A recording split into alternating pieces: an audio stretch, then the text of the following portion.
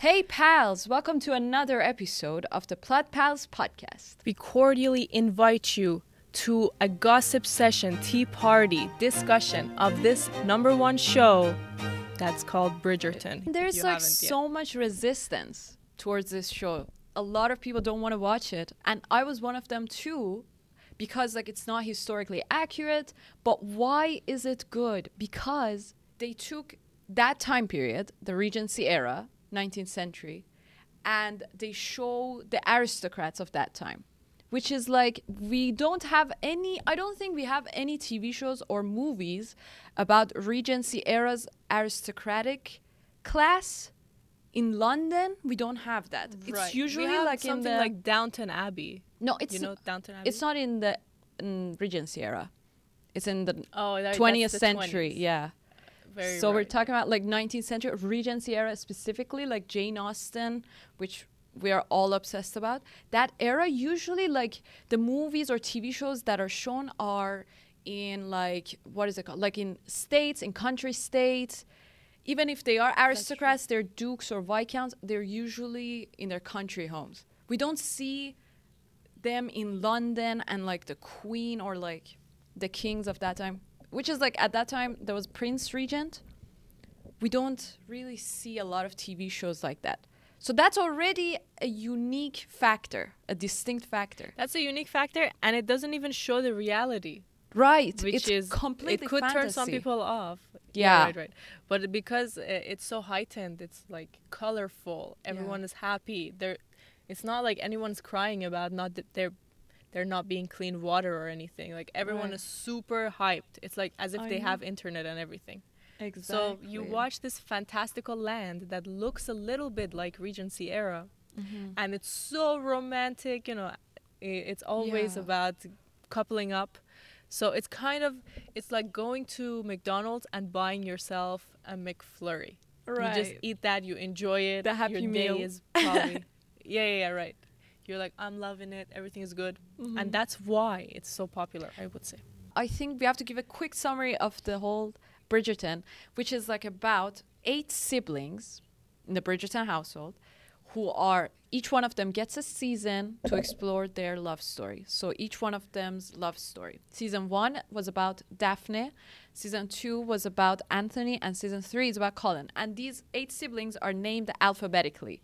So you have A for Anthony, B for Benedict, C for Colin, D for Daphne. You have E for Eloise, and then you have G for Gregory and H for Hyacinth. Oh, sorry, I forgot F. Oh my, that's so in character, actually. I forgot F. That's Franny or Francesca, who was overlooked because she's an introvert. Oh my God, I can't believe I forgot her. But that also shows I don't know my alphabet, so that's also a reason. This Bridgerton family is known for 4 beautiful daughters and 4 handsome sons that they have. And they are aristocrats in London society. So they each go about their love. The season 1 love story was fake dating trope. Season 2 was enemies to lovers. Season 3 is friends to lovers. Now, I'm not a fan of friends to lovers, but it really changed my mind. This season absolutely did. Because for 2 seasons, these characters, these friends have been built up. So the anticipation was there. Like you were going to see how were they going to play out. And the love interests are Penelope and Colin. Penelope has been in love with Colin since the moment she met her, and that was since childhood. Yeah. I would say, you already mentioned this. It's a great show for community purposes. So if you're hanging out with friends, you're looking for something to drink your tea to, make fun of, and like in your heart's desire, kind of like do like it and fantasize about you being there. But then on the outward, make fun of. And if that's the kind of thing you're looking for, then turn it on with your friends. Right. I would say, but if you're watching it on your own, it does kind of feel like I'm just sitting here waiting for 2 people to fuck, and why won't they just do it already? And so that's kind of, it's definitely a community kind of show. That's the point of it. And that's why so many people come together. They have watch parties. They dress up to watch it. It's like an event. It's like going to an event. I know, and it's like such a huge social phenomenon, kind of like they changed people's perspective about that time period. A lot of people don't watch a lot of like period dramas. They don't like it that much, or period movies. But this kind of changes their perspective about it. If something can make people love history and that time period, so they get started, that's always a good thing. And what's good is that there's almost no stakes. No one's gonna die. No one is stressed. You know, their stresses are so small compared to what real life is. And they're like, oh no, I will get find out that I've been writing this gossip. Wow, how terrible. And then, you know, they get found out and nothing happens. Everyone claps for them. So because the stakes are so low this way and everyone is worried about marriage, love, having a baby, when you sit there, you kind of get calm a little bit. You forget that life can be turmoil and challenge, and you just kind of feel like, ball of positivity. I can just drink tea for the rest of my life, and my life will be totally fine as long as I'm pretty and I go into society. Right. You know? So that's kind of, it's a good way to also let your daily stresses melt away. That's so true, so true. What I did love, though, was the production design, or what they were trying to say with those costumes or things. Like the hidden Easter eggs were so much. There's so much that you can analyze, and nothing in the production design is there for nothing. It's there for a reason. Absolutely, you can analyze it. So, for example, each ball has a theme that they go through, and it all represents each stage of their relationship and how it's going, or like the whole arc of the season. For example, one of the balls was an innovation ball, which they talked about. That whole episode, they were talking about the battle between man and nature. And the man represented Colin, and nature represented this naturalist man who was also interested in Penelope, so the rival of Colin. So it was like a battle between man and nature. And we have the voiceover of Lady Whistledown talking about it, saying that, but turns out in the battle between man and nature, the battle is actually between man and himself. And we see a shot of Colin struggling, but like seeing Penelope dancing with Lord Debling in front of him, but not realizing that if he had the courage, he would have Penelope. Penelope loved him already. So the battle was between himself, not actually between him and this naturalist. It wasn't between him and nature. It was between him and himself. So there are so many things like that that you can analyze, like so many symbols that are so beautiful. And like the flowers, or like the colors. So the color yellow represents Penelope because she always wore yellow. And the color blue represents Bridgertons. And for example, their house is green, which is like a combination between yellow and blue.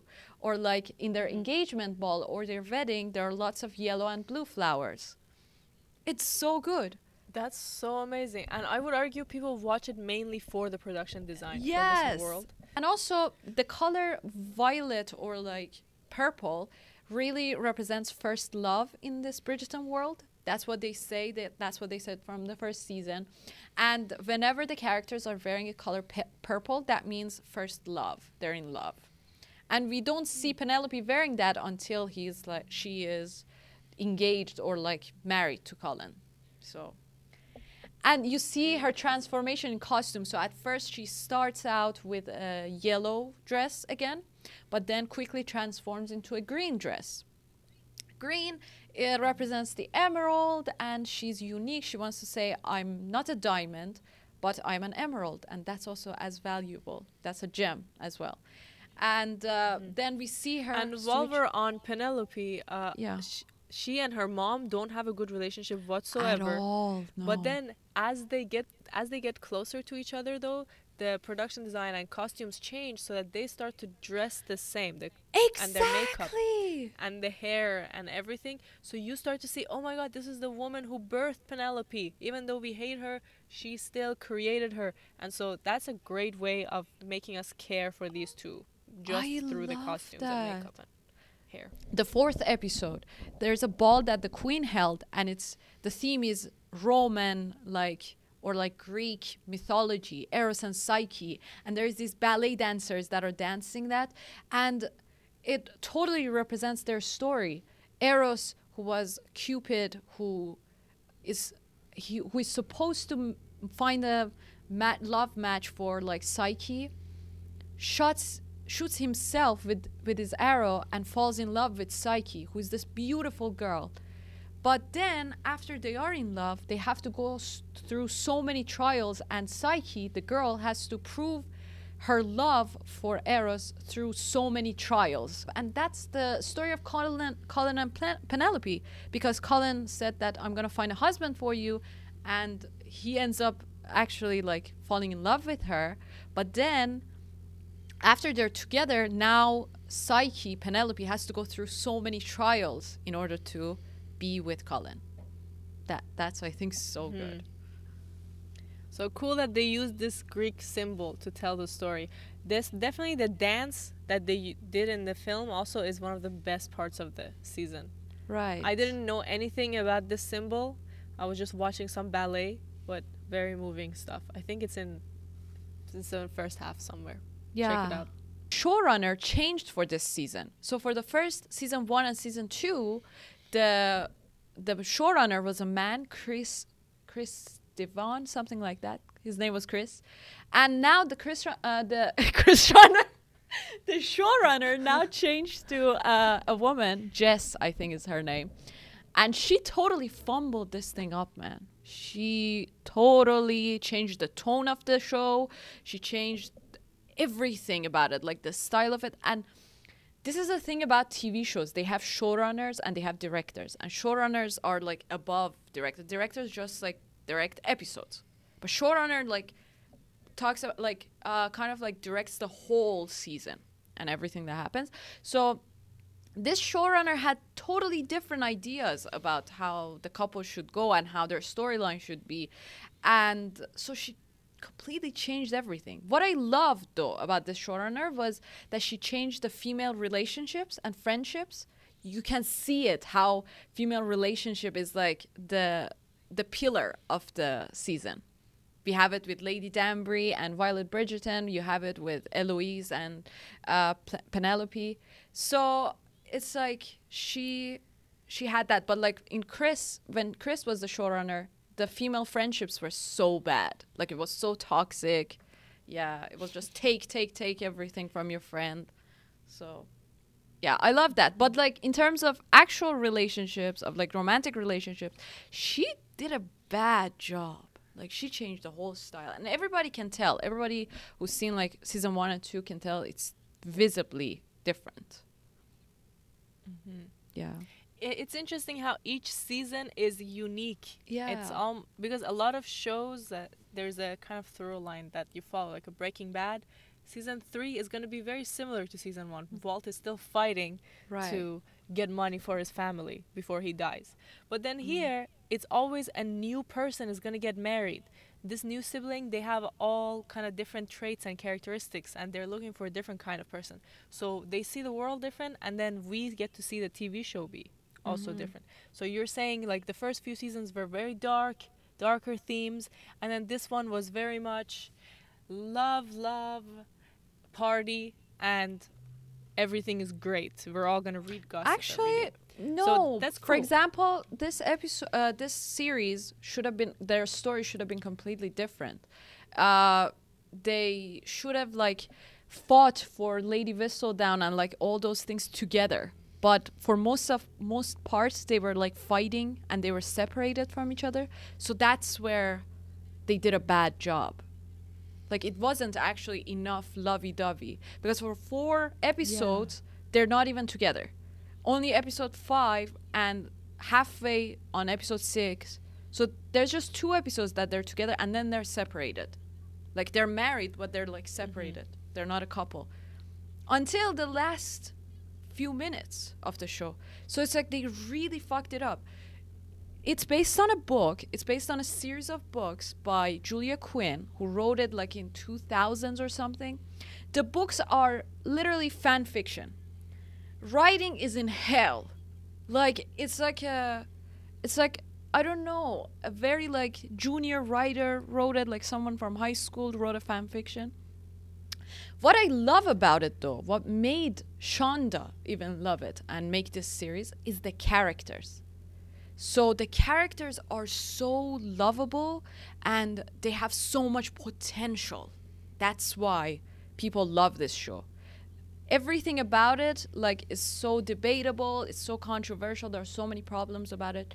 But what is so important as the pillar of the season is the characters. And what made me watch it was the characters. I love Penelope Featherington's character. She is so complex. She's this sweet, innocent girl on the outside. She portrays herself that way, but she's actually so insecure because of the way her family treated her, and she doesn't have any love, and therefore she takes that rage that she has and channels it through this gossip column that she has. And she writes about people in the town and like holds a mirror to them. And it's so like beautiful and poetic because Penelope Featherington may lie, but Lady Whistledown never lies. Lady Whistledown always writes the truth, even if people don't like it and say she's a gossip monger and she's a liar. Lady Whistledown only writes the truth, but Penelope lies. I love She her. might be complex in idea, but based on the season that I've seen, I've only seen season 3. She comes off as a pretty girl who's always on the verge of tears. Yeah. And who is that's all we see of her, you know. We don't see any of the insides. Absolutely. That's probably more complaint for the filmmakers. Exactly.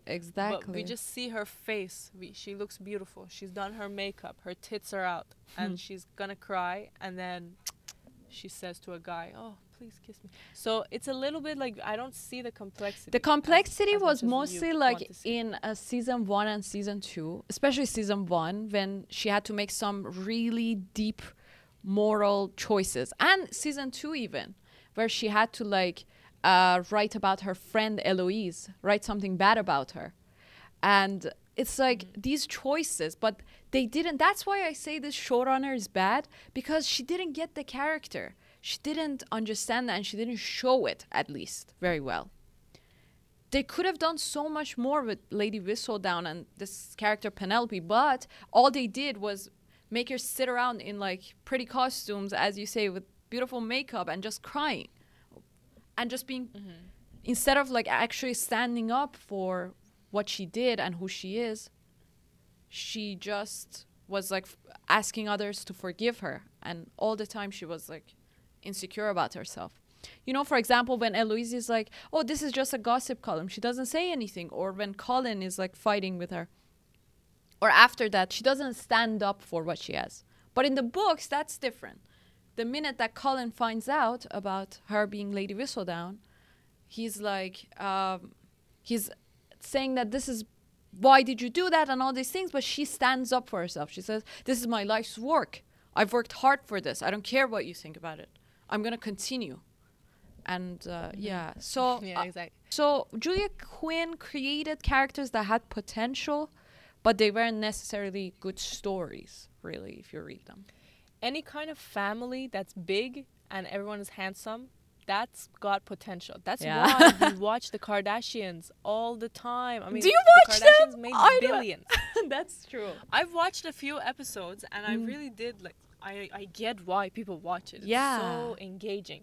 Just to see so many pretty people interact with each other. Do they fight the same way as us normal people fight? Right. Where they eat? What are they gonna do? How are they gonna attract another person? You just want to soak up everything in their life. That's true. And then because there's so many personalities too, you can connect to one as opposed to the other. So that's why this large family, there's 8 Bridgerton kids, you're going to like at least one of them. Yeah. That's really genius that they did. And then they're also really close, friendly with each other. They make fun of each other. They love each other and everything. So when you go into the Bridgerton household and their house is gorgeous, you feel like you're part of that community. The first great decision the writer and the filmmakers made was have this large family that you can connect to. Absolutely. But then in defense of this showrunner, I will say, you and I watched the first episode of the first season, and there was still a lot of talk about what it's almost like they want the show to be something meaningful and touching and really romantic, but then really it's surface level and using cliche stories, and it's giving you very minimum instead of imagine we talked about Three Idiots last week, and that gave you maximum. With every scene, it showed it from each angle. It gave each character deep moments of connecting, and they say monologues about how they feel and everything. And then with Bridgerton, it's like they give you the absolute minimum that they can. A person will say one sentence in a scene. Like a person would say, well, these chocolates are not delicious. And then the other person will be like, yeah, surely they are not. Cut. And that's supposed to be cut to the next scene. And that's supposed to be like filled with tension. It's supposed to be petty or anything, but it's giving you so little. So maybe that's kind of what the Bridgerton show is overall. It's not even just this one creator, this showrunner. Absolutely. So even in Three Idiots that we talked, there were so many cliche characters, as we talked about again, exactly like this one. And they were even more fantastical in the way that they would break out into, music video. But why do we get soaked into that movie and love it and get so emotional? It's because it's deep. They go deep. They show, as you say, every angle, everything. But here, for example, I imagine this is how they wrote the script. They were like, okay, insert a joke here, and they laugh. And then when they want to actually write it, when you're like having this story idea and you want to write, and characters have to make jokes somewhere, and you're like, yeah, they have to joke here and laugh. And then you go about your day and you struggle what the joke could be. What could it be to make them laugh? But then you're not a good writer, so you just write anything. There were so many scenes like that felt like they were like, okay, there's a joke, they have to laugh. And then you listen to the joke and it's nothing. It's not related to the characters. It doesn't connect to anything. They just do it so surface level. And as you say, they had so many good ideas. Like they had this intention of female empowerment and, this woman who's been overlooked, who goes out and changes herself, her looks, but that doesn't work because you have to change from within. But overall, like a casual viewer that watches that, they're not going to get that message really out. They're not going to do that. It's so surface. You have to dig if you want to. Like, you have to be attached to the characters in order to see something in them. But as a casual viewer, you're not going to get those messages. It's very surface level. You know why Lady Whistledown is so fantastic to me? Like, it's because she writes people's names. So columns like Lady Whistledown actually existed in that time period. There were columns like that. In the town or like high society, people, there would be these anonymous newspapers, weekly, and they would like talk about different people, but they wouldn't use people's names. They would use like hypothetical names for things that actually happened. What makes Lady Whistledown so enticing is the fact that it uses people's actual names. It actually talks, like it says, oh, this day Maral did this, and Maral made a scandal with this gentleman over there. Like, what? You'll be ruined. Or like, yeah. So that's why it makes it so powerful. And nobody knows who Lady Whistledown is. Those columns at those times, some of them were written by men, some of them were written by women, but they usually didn't have people's names in it. So that's why it's so amazing. Because I was going to say this was a whole plot that they came up with, just copying the show Gossip Girl. This show about these college, high school girls and boys who are very rich. Their parents are super rich. They're in Ivy League schools. And then there's this one person who's writing gossip about them. That's why the show's called Gossip Girl. And they go through the most, these girls party, these girls and guys. They fuck, they do drugs, they're trying to go to college. And they're really upper class, so they're always hanging out with like Donald Trump and like these cool people. And then what's it called? This gossip writer writes about all the scandals in their life. So I thought that Bridgerton was a complete copy of that show, just put in the Regency era. But now you're saying people actually did write this kind of column. So yeah. These kind of things existed.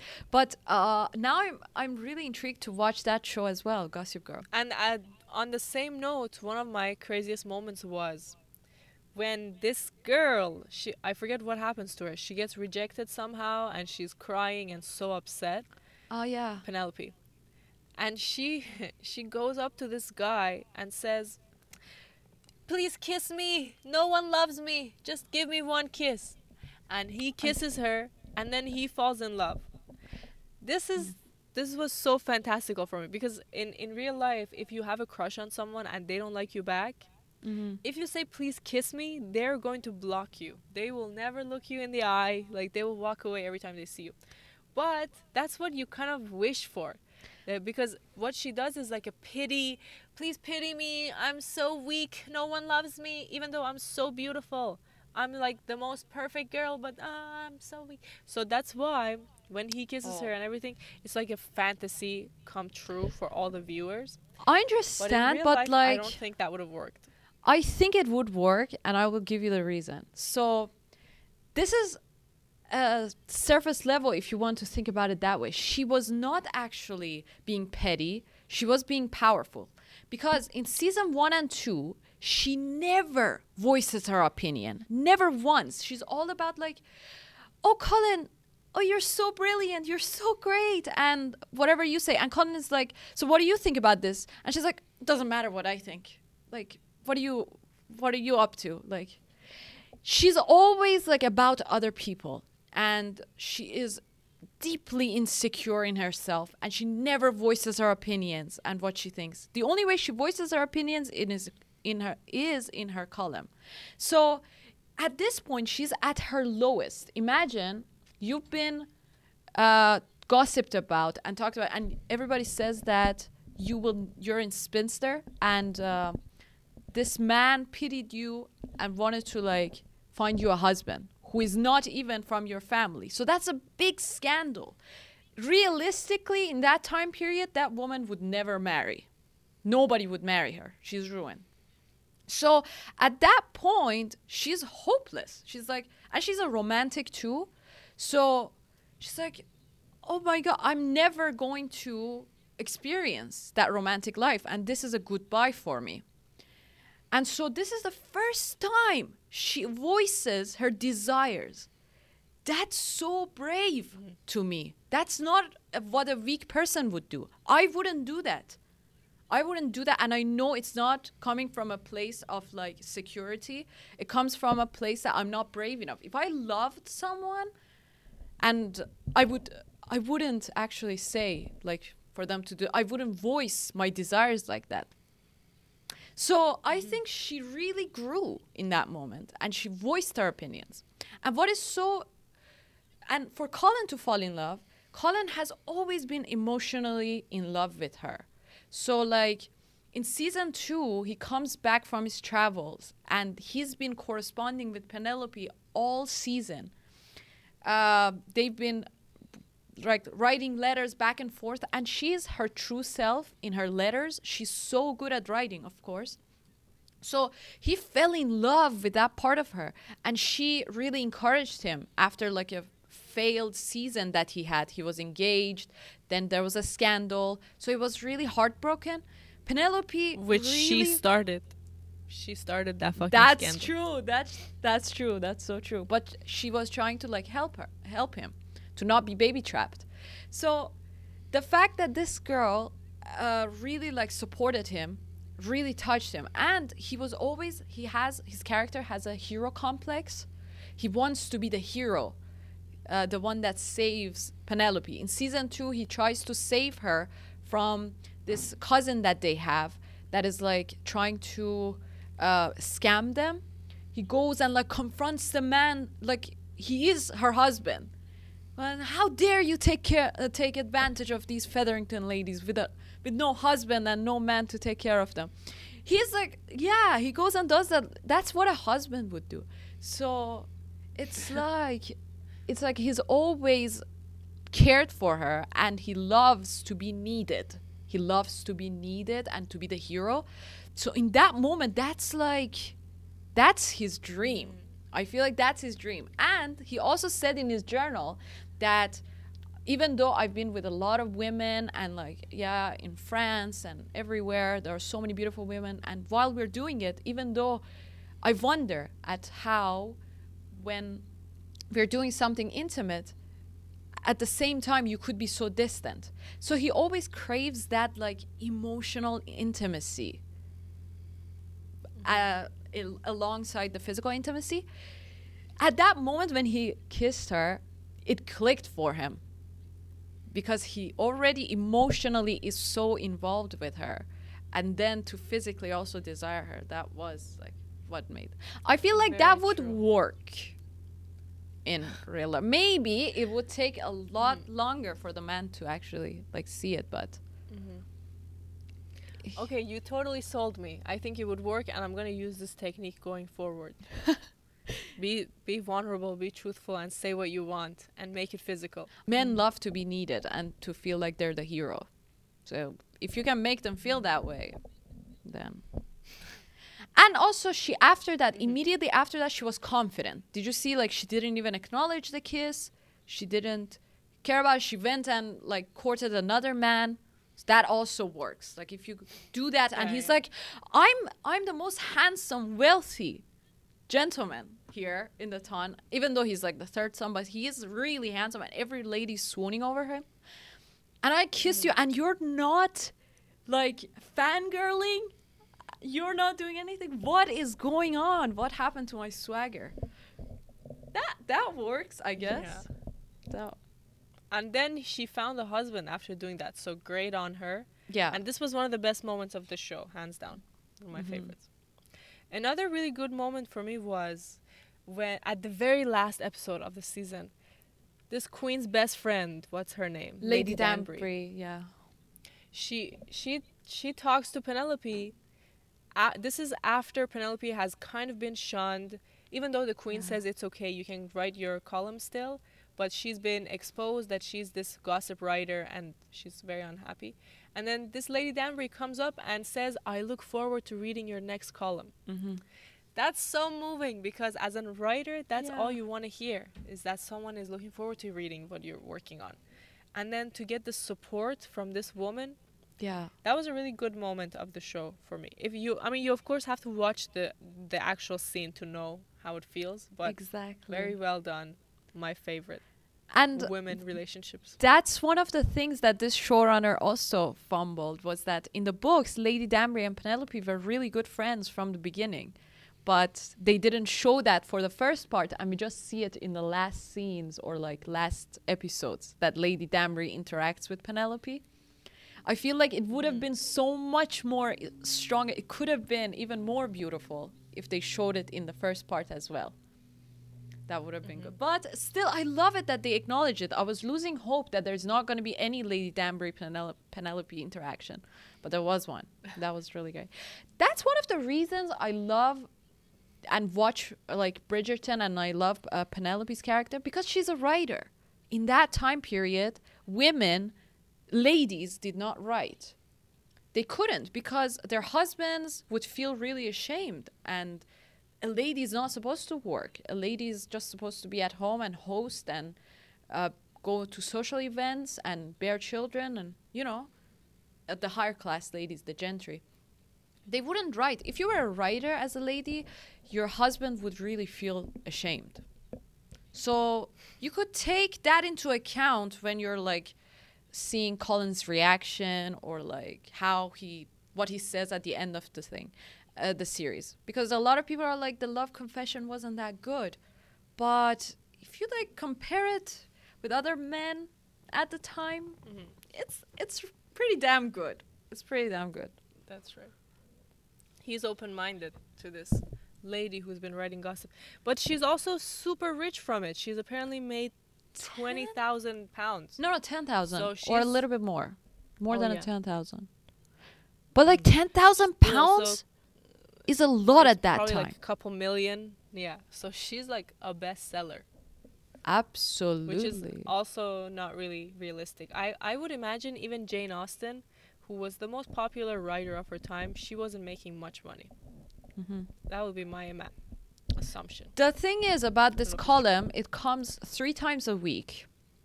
And everybody in the town has subscribed to it. So it's like a subscription based. So they actually pay in advance too.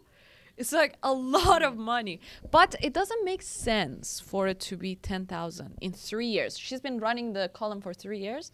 But I guess that was a really good moment when she said, oh, I can pay her £10,000. And everybody's shocked. I love that. I'm so glad they put it. Colin's reaction is like, oh my God, my wife has £10,000. And even though he's like a little bit like wounded, his pride is wounded. He hasn't earned a penny in his life, you know. But like his wife has. Oh my God! Because they don't earn their money. No wonder he says, "If I just love you, I'll be fulfilled." He's worthless. So true. And she's cool.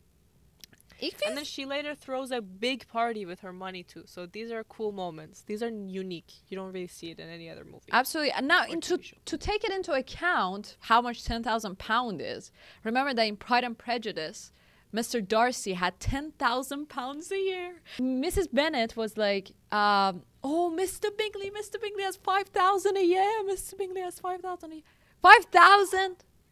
Oh my God. And they were obsessed with that. You know, they thought that was the highest money that you could earn. Yes. And then meanwhile, this lady has made that much in 3 years. So that's pretty impressive. And she's probably spending some too on those beautiful dresses of hers. Yeah. She's been saving a lot. In the first years, she didn't spend anything of that. Just would put it in the cardboard under her floor.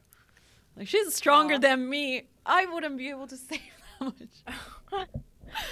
But cool moments there. Another moment for me is Francesca refuses lemonade.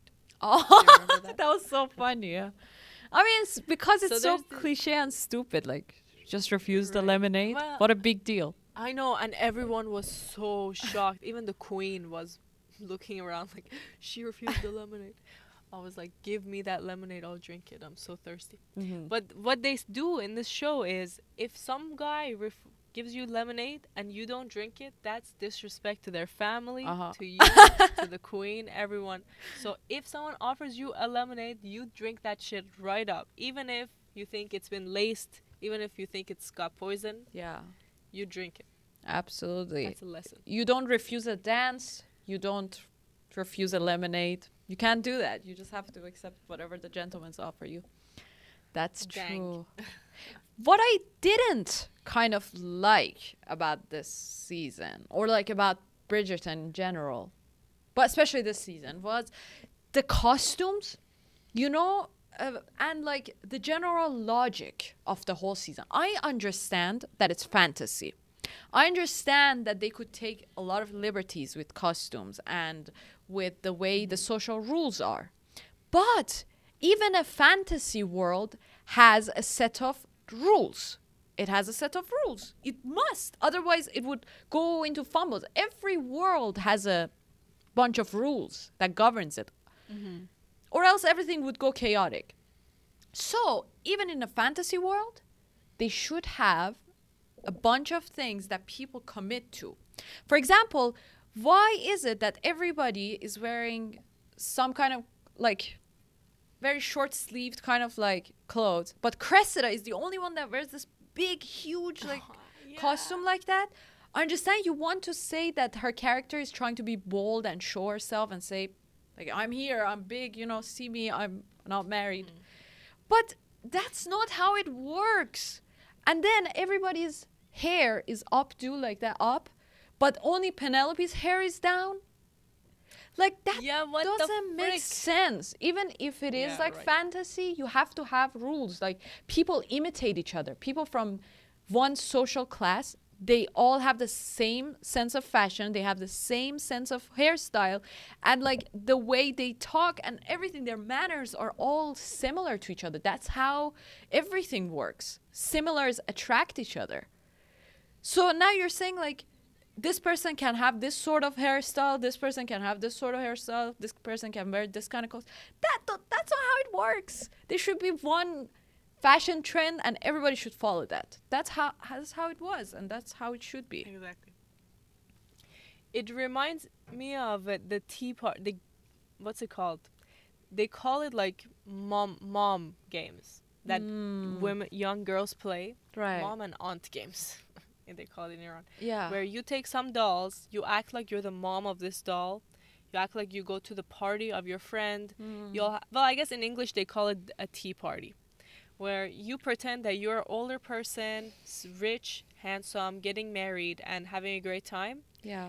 And then all the rules that you want apply to your life. So I'm a doctor, I'm also an astronaut, and tomorrow I'm getting married. So that's the rule. Yeah. Oh, my hair is as long as 2 6-foot men and even longer. Like, you come up with your rules, and that's what it is. And that's what this feels like, because imagine the queen who's supposed to be ruling the country, she has nothing to do but to get these women to find husbands. I know. Are you kidding? What? She's like the matchmaker. And so she comes to the party. She's like, this party is so boring. I want my girls to find a husband. Yeah, don't come. Go rule your country. Start a war. Do something different. And so true. It really feels like it's just, here's a queen. Like this 6-year-old girl is going to be the queen. This 6-year-old is going to be Penelope. And then the other 6-year-old boy is going to be Colin. Like, that's how they act, as if they're children pretending to be adults, with no real responsibilities and with no stakes and no rules that they're following. Absolutely not. But just act as if they are. So true. I love your analogy. That's the best way to put it. And as you said, like, they don't have any responsibilities. What is up with Kate and Anthony? Anthony is the head of the family, head of the Bridgertons. He's the Viscount. Do you know who a Viscount is? Viscount is not some pretty title. They were actually in parliaments. They had responsibilities. They also had to run their states. They had lots of states. Even if they didn't work, a titled person was that. They were actually in parliaments. But for him to only lie around with his wife and then go on honeymoons after honeymoon after honeymoon, what is going on? Especially for a character that in season 2 was so like deep in his responsibilities and duties. He was like, he's the first child, he's the firstborn, and it was for a long time he didn't pursue Kate because he believed that would go against his duties and his family responsibilities.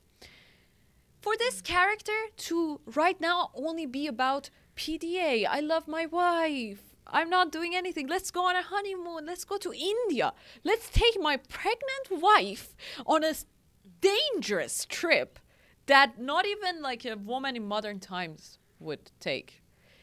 Go on a ship to India for my newborn baby to know the culture of India. Are you fucking kidding me right now? What are these writers thinking? What do they think? Like, they have no sense of logic. They have no sense. I think they're insulting the viewers. That's what I think they are doing. Like, for sure.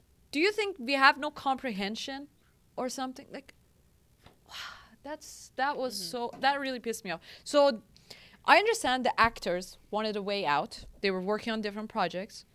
They could have easily said they went to their country state. Why India?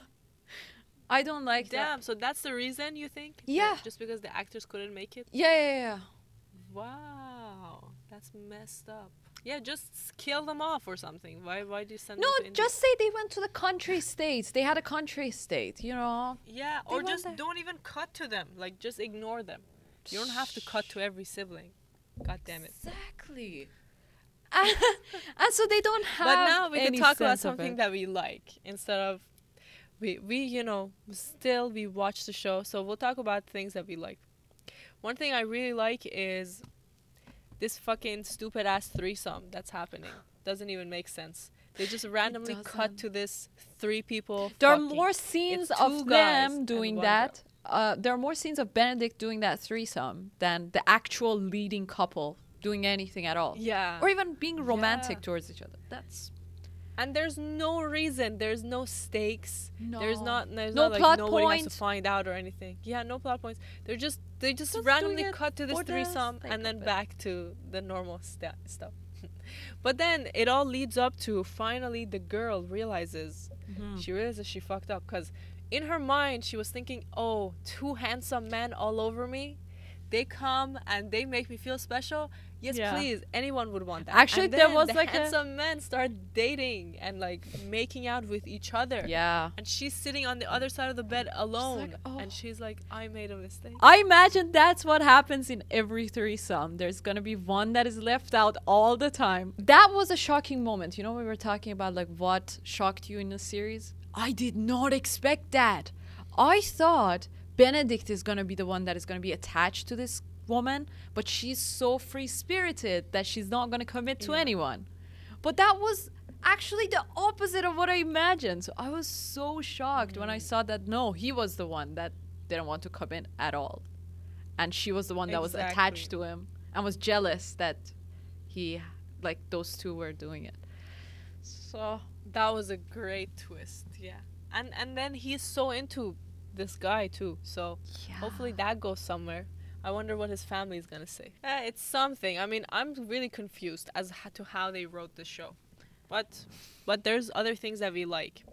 Oh, you know what else I really like is this fucking guy, Kilmartin. He's very shy, so he doesn't talk to anyone. He doesn't even talk to his lover. He just sits there silently staring at the wall. And it's kind of unattractive. I hate it. But either way, you know, Francesca loves it.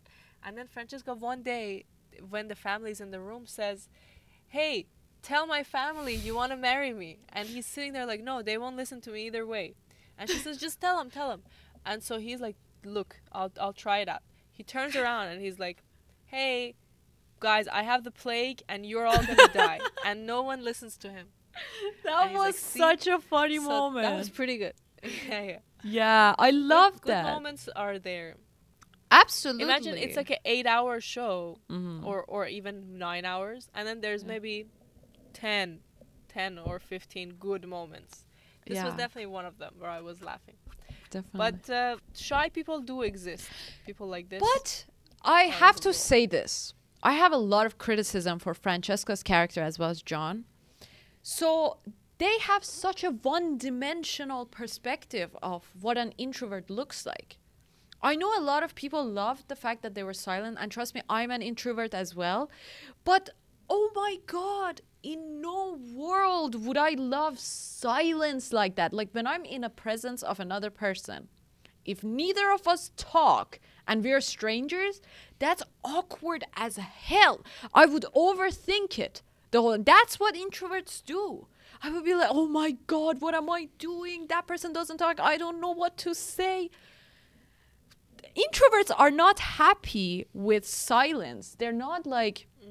Introverts are not these meek things that don't want to interact with anyone. They love interaction and connection, but deep talks, you know? If I feel like Francesca's character should have been written totally differently. She should have fell in love with John because they have deep, maybe philosophical conversations or deep musical conversations. Like, you know, go so deep like musicians that know what they're talking about and what they know. Go that route. Like, talk deep. They didn't go deep at all. Not even a sentence. Give me a sentence, please. Absolutely. That's so surface level. That's so surface level. And I see a lot of people in comments that are like, I loved Francesca's relationship with John. I so relate. That's so true. Be for real. That's not how it goes. That's not how introverts are. It comes back to the filmmakers not giving you anything. Their scenes are the minimal that it can be. Like you said, it's like they say, this scene has to be emotional. So I'll write it later. And then they come and write 2 sentences, the bare minimum, and then they move to the next scene. They don't give it. And you know, it sounds like I'm saying there's not enough dialogue. No, actually, it's wall-to-wall dialogue. That's all it is. Like you can even watch the show, nowhere. Not even look. Yeah, exactly. It's kind of just dead there exposition, back and forth. So the problems are many. I think the But also we pacing like is kind some of things. off. The pacing is so fast. It's too fast. And it doesn't give them enough time to sit with their emotions and reflect or talk it out. For example, after Lady Whistledown, we don't have one scene after Lady Whistledown revealed to Colin. We don't have one scene where Penelope has a deep talk with Colin on why she started. I actually love the story of how she started Lady Whistledown and wanted to see it on the show. And we don't see her justify her decision makings. We don't have that moment. It's just like throwing things at them, back to back, back to back. And it just doesn't give you enough time to sit with the characters and for them to understand each other. But don't get me wrong, 8 episodes that are 1 hour each is more than enough time to tell the story. Yeah. They just choose to focus on the wrong information. So, problems. The thing is, while watching this Bridgerton, I have to shut my judgment constantly. Like I have this critical voice in my mind saying, oh, the costumes. No, not the makeup. It's so modern. I have to shut it down. I have to shut it down all the time. But why do you have to? Why don't you criticize it for what it is? Oh my God, I don't know. I think it's because just I love the characters so much. I feel like the show, the directors and the writers did not do it justice. It could be so much better. And the characters have so much potential. I don't want to discredit them. I love them and it's so unique. We don't see any female writers in that time period who are like the equal of the queen or the royals. That's huge. Like imagine it. It's so incredibly powerful. Queen thinks of Whistledown as her rival. She shivers at the thought of Lady Whistledown. But the queen also does nothing other than matchmake. So it's not really like she's a queen. This queen, I mean, you're saying that she's fearing of the rival and everything. Yeah. But she's not even a real queen. Like, we never see her make any kind of decision that's important. She's only walking around in wigs and judging other women. So that's true. It doesn't feel like, you're telling me this is very moving because this writer is on the same level as the queen. But if the queen is actually not like a nobody doing nothing of importance, then it doesn't feel as special. What do you think? That's so true. And also because this show is so much fantasy, they love these characters as well, the showrunners. They're not going to give real consequences to this battle of Lady Whistledown and Queen, they're gonna make it so soft at the end. And that's what happened too. Queen forgave Lady Whistledown in front of everyone. But realistically, she would have been beheaded because she insulted the queen so many times. And she was like always calling out her judgment and saying that, oh, I don't know, the queen doesn't know what she's talking about. And the queen is putting these people as like a facade for what she's doing in the background. Like she would call out the queen all the time on what she was doing. And she would like really challenge her. So really what would have happened was either an alliance should have been formed between the queen and Lady Whistledown. So Lady Whistledown would write exactly what the queen said, or the queen would have censored the media. That's what happens most of the times with media. That's what always been happening. Like as soon as there's been newspapers and media like that, and something that could influence people's minds, usually the government controls that. So I feel like it would have been much more private. After the letter, Queen would have called Lady Whistledown to the palace and said that either you're gonna work for me or I'm gonna like have you beheaded, go under the guillotine or something. So I think it wasn't realistic for the queen to go and like, of course nothing is realistic, but it's just that Queen wouldn't go to the ball and like make Lady Whistledown have a public reveal and everything. That takes away the power of Lady Whistledown and the power of the Queen. That just doesn't make sense. Yeah. Exactly. It's so crazy to me that nothing happens at the end, you know? Mm-hmm. She doesn't get any kind of consequence. She doesn't even No, get put in jail. no. The queen is like, what's life without a little gossip? Go write your next column. But That's that's all. crazy because the Mm-hmm. whole season has been about this. Like, is she gonna reveal herself? What's gonna happen? Yeah. That's been every trailer, Mm-hmm. and then nothing happens. That shouldn't even be allowed. I feel like. That's Why is one that allowed? thing, but I think Queen really loves Whistledown. She's amused by Lady Whistledown, and that's like a opponent and a real rival. And her life is kind of boring. She doesn't do anything, so she's really amused by it. And she's the only clever one in the whole ton, Lady Whistledown. So I think what I was really disappointed by was the reaction of the people. I wanted them either to clap for her. I know that's unrealistic, but that's what happened in the books. Either like appreciate, wow, this woman that we overlooked, she fooled us all. She is Lady Wisdom. That's impressive. You entertained us for 3 years, even though you did say some bad thing, but you were so intriguing, and that deserves a moment. But nobody acknowledged her again. Why? And then they don't even reproach her. They're not even like angry about her. When Cressida revealed herself, everybody was like saying, "Oh, Yeah, she's the right. devil, and she's that and that." And now nothing. Yeah, I don't know. Super confusing. And meanwhile, still it's number one show. Mm-hmm. How come? With I don't 4 know. episodes in part 1, they hit 82 million views. 4 episodes, 4 hours. And I've also heard they make thousands of costumes per show. Thousands of costumes they make handmade, hand stitched for each season. So that's really impressive and it's definitely really beautiful to look at. Mm-hmm. But what my problem is that there isn't any visual storytelling. It's the most Oh. basic shots, the most basic editing. Oh, There- that's it's so never, true. the it's never it never goes above what you see on the screen. It whenever they choose an angle to show something, it's the wrong angle. It makes you feel no emotions. When you're supposed to be close to the character to see how they feel, you're They're far away. When you're When supposed to be far away, you're so close in their face, you're not seeing Yeah. what's happening, like with their body language. Yeah, right, exactly.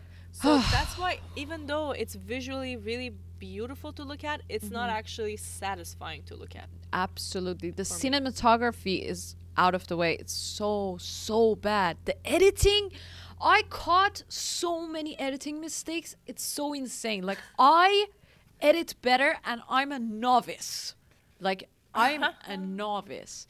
But at least, like, I could understand the sound edits. Like, it would fade out and then again the music would like continue again. Like, what? You're fading out the music. Yeah. Then again, starting it again with the next scene, it just takes you out. It's like a cut, a rough cut.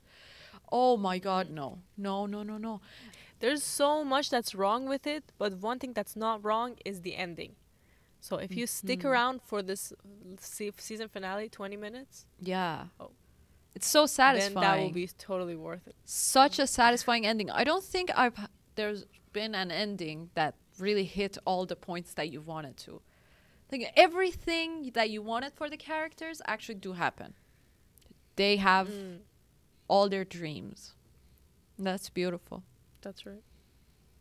It Oh, and while we're at it, one scene that about this publishing, I just remembered.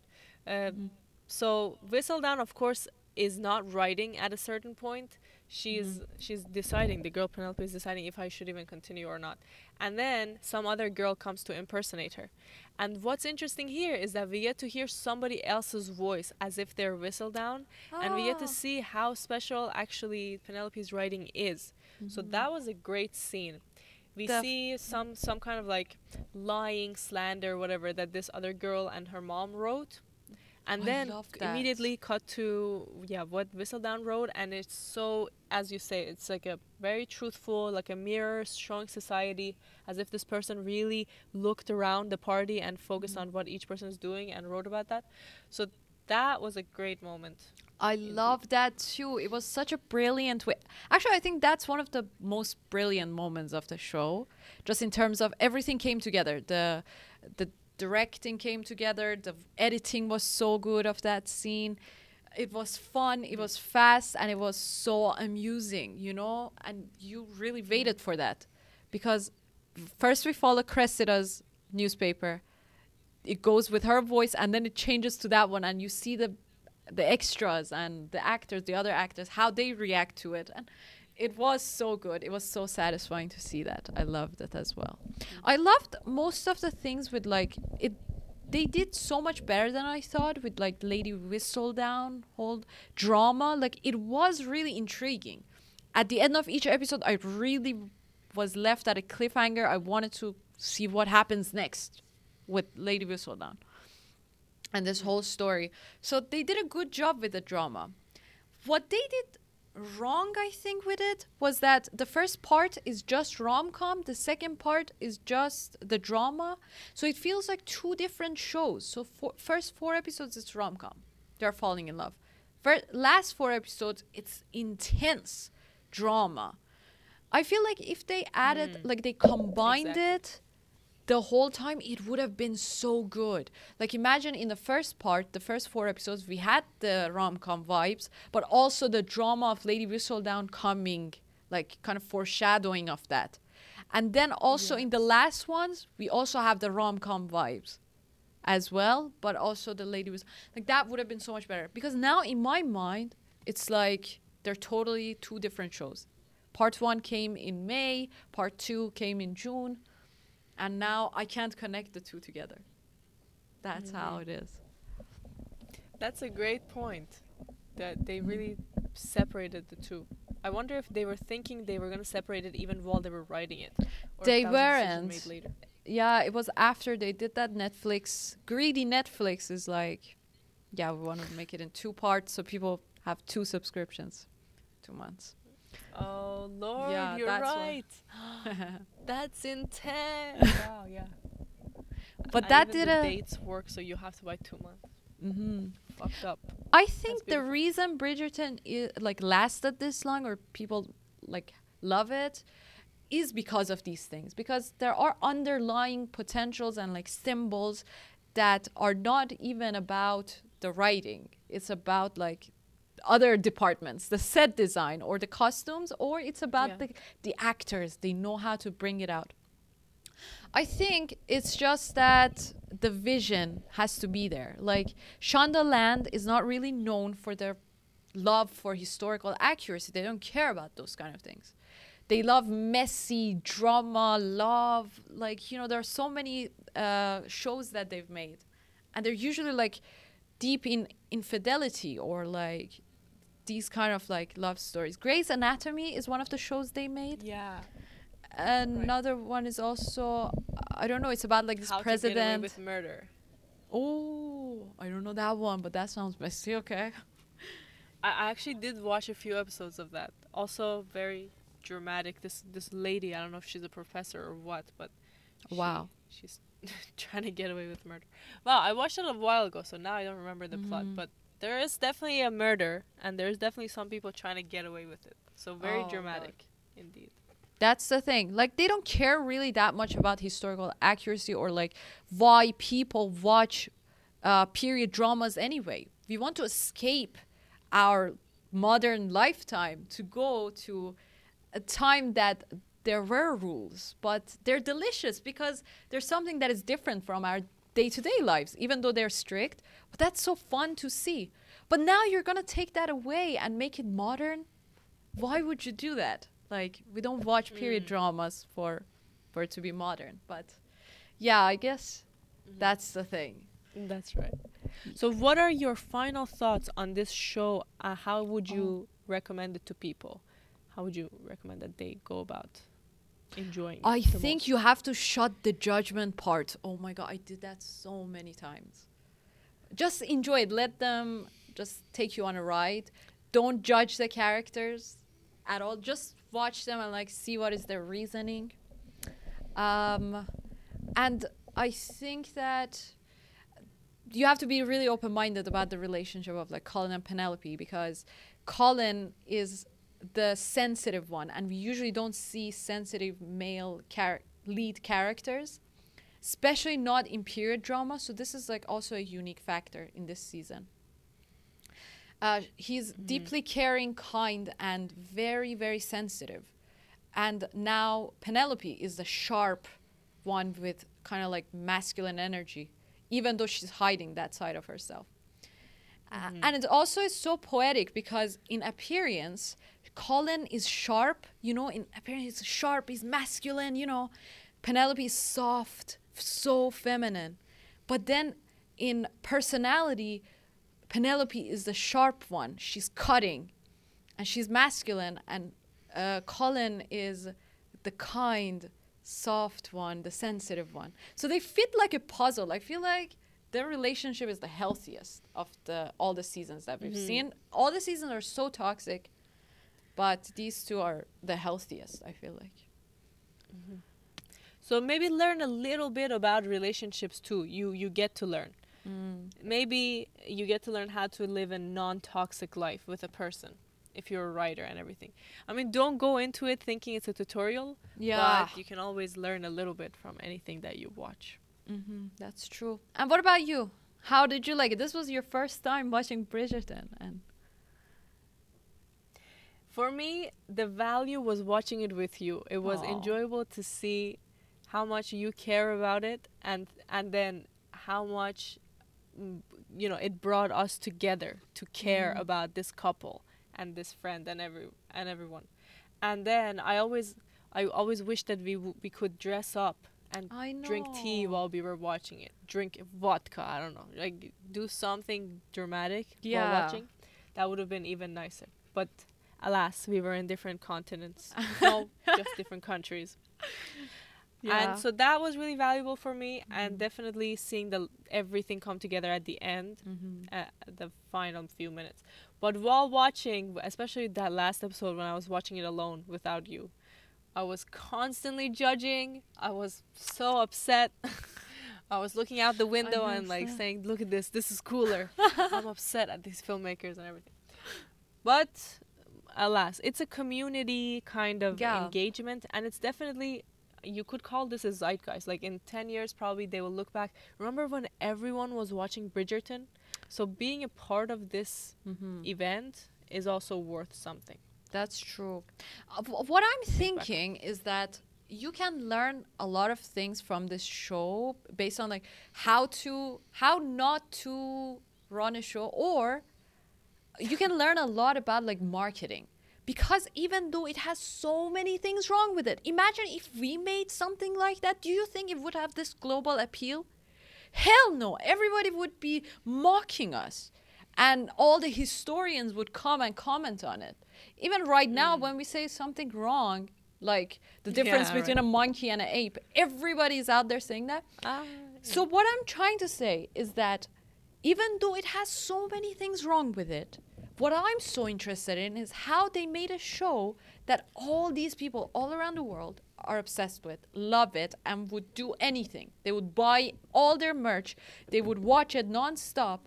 And they're fans, diehard fans. How would you make this from vanilla characters or vanilla shows like this? So that's like a magic. And I think you can learn a lot from Shonda, even if you don't like her or like her production team. I think you can always learn a lot from them. They did something right. They must have done something right. And what is this? Whatever an entire culture likes is worth looking into all the time. So if everyone is talking about something, maybe your assumption would be to just set it aside, don't be like the public. But it's worth investigating just to see what's going on. So that shows like what is the public opinion on at the moment, and you also see that there's an audience for it. So if you're a storyteller or you are like a director or a writer, you know there's a big audience that craves this sort of thing. So why would you restrain yourself and try to be cool by not like watching this and not tapping into this market, because that's a wasted opportunity if you don't do that, when there's like a market that would pay good money for this. So that was our entire episode about Bridgerton season 3. We will definitely continue with the Bridgerton series for season 4, 5, 6 until all the kids are married off and living happily ever after. Right, yeah. Until that day, we would be like some grandmas or something. They take 2 years to make 8 episode shows. What the hell? Yeah. Well, but it is kind of 4 or 5 hours. So if you thought about it, a movie, the 2 years would be fair for a 5-hour movie. And guess what? On the Plot Pals podcast, we don't focus on any single type of story. Just like the Bridgerton siblings, we vary our taste and go for films from the past, from the present, hits, TV shows, novels, literature. So if there's any kind of story, plot that you're interested in, let us know in the comments below, and we will talk about it. We will watch it and analyze it and get deep into that world. Absolutely. Let us know what you like. Yes. Thank you so much for watching this episode. Go check out Bridgerton and judge it for yourself. You know, don't just pass it on without seeing it first. And thank you so much for watching this episode. Go check out other videos that we have too. Taxi Driver. And next go from Bridgerton to Taxi Driver. That's good. Oh, exactly. Do Gangs of New York as well. And next week we are doing a film that I cannot wait for Anna to see. We are doing Jaws. The Steven Spielberg masterpiece. Slightly horror. My jaw dropped. I can't. That's too violent. Exactly. Violent film. Funny, hilarious, dramatic. Thank you, everybody. Thank you for watching this episode, and see you on the next one.